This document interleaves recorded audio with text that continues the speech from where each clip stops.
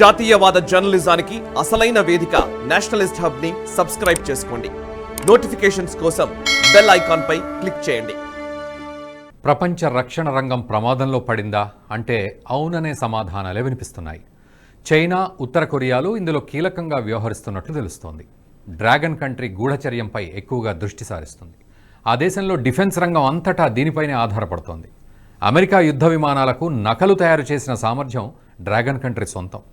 అటువంటి దశలో డిఫెన్స్ రంగంపై చైనా హ్యాకింగ్కు పాల్పడుతుండడంపై ప్రపంచం ఆందోళన వ్యక్తం చేస్తోంది. అయితే చైనా డిఫెన్స్ రంగాన్ని లక్ష్యంగా చేసుకుని హ్యాకింగ్కు పాల్పడటానికి కారణం ఏంటి? వీటిని అడ్డుకోవడానికి భారత్ తీసుకున్న నిర్ణయం ఏంటి? చైనా హ్యాకింగ్ను భారత్ సమర్థవంతంగా అడ్డుకుంటోందా? తెలుసుకుందాం. చైనా ఇతర దేశాల డిఫెన్స్ సాఫ్ట్వేర్లను హ్యాకింగ్ చేయడం ఈ మధ్యకాలంలో ఎక్కువగా జరుగుతోంది. మే 8వ తేదీన బ్రిటిష్ సాయుధ సేనల్లోని 2,70,000 మందికి సంబంధించిన పెరోల్ డేటా హ్యాక్ అయింది. దీనికి సంబంధించిన సమాచారం అంతా చైనాకు వెళ్లిపోయిందని ఆ దేశం గుర్తించింది. అయితే ఇందుకు చైనా ప్రధాన కారణమని బహిరంగంగా ఆరోపించలేకపోయింది. ఇందుకు ప్రధాన కారణం చైనా వీటిని నేరుగా హ్యాక్ చేయలేదు. ఇందుకోసం ఒక కాంట్రాక్ట్ హ్యాకింగ్ టీం కిరాయికి నియమించుకుంది. దీంతో బ్రిటన్ కూడా వారిని నేరుగా నిందించలేకపోయింది. ఈ హ్యాకింగ్లో బ్రిటన్ నేవీ, వాయుసేన, పదాతీదళ సభ్యుల అందరి వివరాలు హ్యాక్ అయ్యాయి. బ్రిటన్ ఆర్మీలో పనిచేసే వారి బ్యాంకు వివరాలు, నివాస చిరునామాలు, వారి పేర్లకు సంబంధించిన వివరాలు చైనా తన గుప్పిట పట్టింది. అయితే బ్రిటన్ ఆర్మీ వివరాలు తెలుసుకుని చైనా ఏం చేస్తుంది అనే సందేహం కలగొచ్చు. అక్కడే ఒక కిటుకు దాగి ఉంది. సాధారణంగా ఆర్మీలో పనిచేసే వ్యక్తులే ఆ తర్వాతి కాలంలో గూఢచర్య కార్యకలాపాల్లో కూడా పాల్గొనే అవకాశం ఉంటుంది. మన దేశంలో ఒక ఐపీఎస్ స్థాయి అధికారి అయిన అజిత్ దోవల్ ఆ తర్వాతి కాలంలో గూఢచారిగా మారారు. పాకిస్తాన్లో 7 ఏళ్లు గూఢచర్య నిర్వహించారు. అది కూడా ఎవరికీ తెలియకుండా. అదేవిధంగా ఆర్మీలో పనిచేసే వ్యక్తుల్లో ఎక్కువగా గూఢచారులుగా మారే అవకాశం ఉంది. ఈ వేగుల గుట్టుపట్టేందుకు చైనా వారి బ్యాంకు ఖాతాలను, పూర్తి వివరాలను హ్యాక్ చేసి ఉండొచ్చు. దీనివల్ల అదే చిరునామా కలిగిన వ్యక్తులు ఎప్పుడైనా చైనాను సందర్శిస్తే వారిపై ప్రత్యేక నిఘా ఉంచేందుకు అవకాశం ఉంటుంది. ఎక్కడ చిన్న అనుమానం వచ్చినా వారిని కటకటాల వెనుక పంపేందుకు అవకాశం ఏర్పడుతుంది. అమెరికాను సైతం చైనా వదలలేదు. ముఖ్యంగా డ్రాగన్ కంట్రీ ఆ దేశంలో ఉన్న తమ ప్రత్యర్థులను లక్ష్యంగా చేసుకుని APT31 పేరిట టీం ఏర్పాటు చేసింది. అమెరికాలో చైనాకు వ్యతిరేకంగా పనిచేసే జర్నలిస్టులు, ప్రజాప్రతినిధులు, అధికారుల వ్యక్తిగత వివరాలను సేకరించడమే వీరి ప్రధాన లక్ష్యం. తమ వ్యతిరేకులకు హానికర ఈమెయిల్స్ పంపుతూ ఉంటారు. సాధారణంగా కాస్తంత పరిజ్ఞానం ఉన్నవారు వీటిని అంత ఈజీగా అయితే క్లిక్ చేయరు. అందుకే చైనా వీటిని ఎంతో చాకచక్యంగా పంపుతూ ఉంటుంది. అధికారులకైతే ప్రభుత్వ వెబ్సైట్ నుంచి లింకులు పంపుతూ ఉంటుంది. ఇందుకోసం ఏదో ఒక ప్రభుత్వ వెబ్సైట్ను హ్యాక్ చేస్తుంది. ఆ వెబ్సైట్ నుంచి ఈమెయిల్స్ పంపడంతో సదరు అధికారి దాన్ని ఖచ్చితంగా క్లిక్ చేస్తాడు. దీంతో అతని దగ్గర ఉన్న వ్యక్తిగత సమాచారం అంతా చైనా చేతుల్లోకి వెళ్ళిపోతుంది. ఈ విధంగా అమెరికా రహస్య సమాచారాన్ని చైనా సేకరిస్తోంది. భారత్ కూడా ఇందులో బాధితురాలైపోయింది. చైనా, భారత్ల మధ్య సరిహద్దు వివాదాలున్న నేపథ్యంలో భారత్పై ఆ దేశం ఎక్కువగా దృష్టి సారిస్తోంది.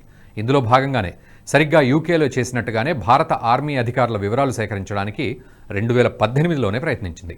అప్పట్లో భారత రక్షణ రంగానికి సంబంధించిన కొంత సమాచారాన్ని కూడా సేకరించింది.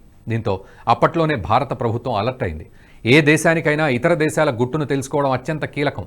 నిఘా వేగులు ఇతర దేశాల్లో తలదాచుకుని మరీ ఆ దేశానికి సంబంధించిన రహస్య సమాచారం అందజేస్తూ ఉంటారు.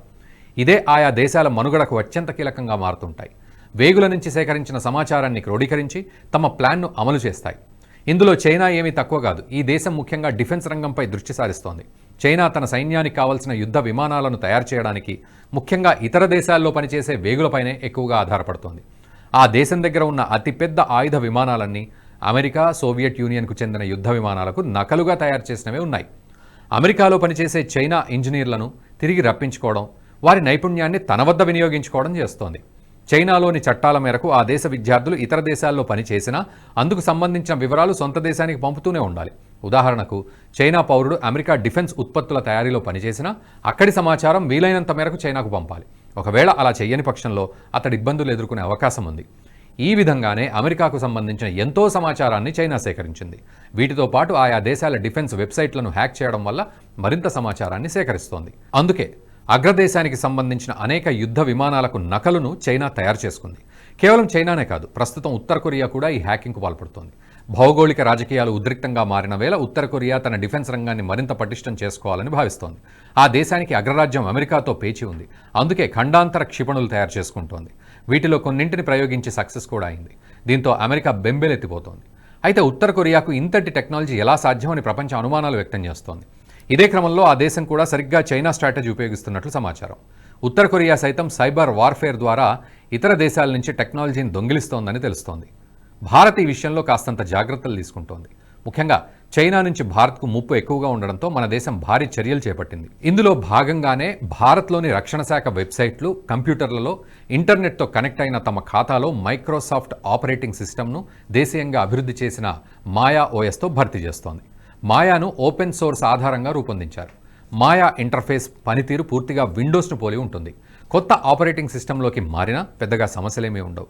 దీంతోపాటు ఎండ్ పాయింట్ డిటెక్షన్, ప్రొటెక్షన్ వ్యవస్థ, చక్రవ్యూహ్ను కూడా ఇన్స్టాల్ చేస్తున్నారు. ప్రస్తుతం రక్షణ శాఖలో ఇంటర్నెట్, త్రివిధ దళాల నెట్వర్క్తో అనుసంధానించని కంప్యూటర్లలో మాత్రమే మాయా ఓఎస్ను వాడుతున్నారు. త్వరలోనే త్రివిధ దళాలకు చెందిన నెట్వర్క్ వ్యవస్థలో ఈ ఓఎస్ను ఉపయోగించే అవకాశం ఉంది. ఇప్పటికే నౌకాదళం దీనికి సంబంధించిన అనుమతులు మంజూరు చేసింది. సైన్యం, వాయుసేన మాత్రం మాయా పనితీరును అంచనా వేస్తున్నాయి. మాయా ఓఎస్ను ప్రభుత్వ రంగ ఏజెన్సీలు 6 నెలల వ్యవధిలో అభివృద్ధి చేశాయి. ఈ ఓఎస్ మాల్వేర్ సహా పలు రకాల సైబర్ దాడులను కట్టడి చేస్తుంది.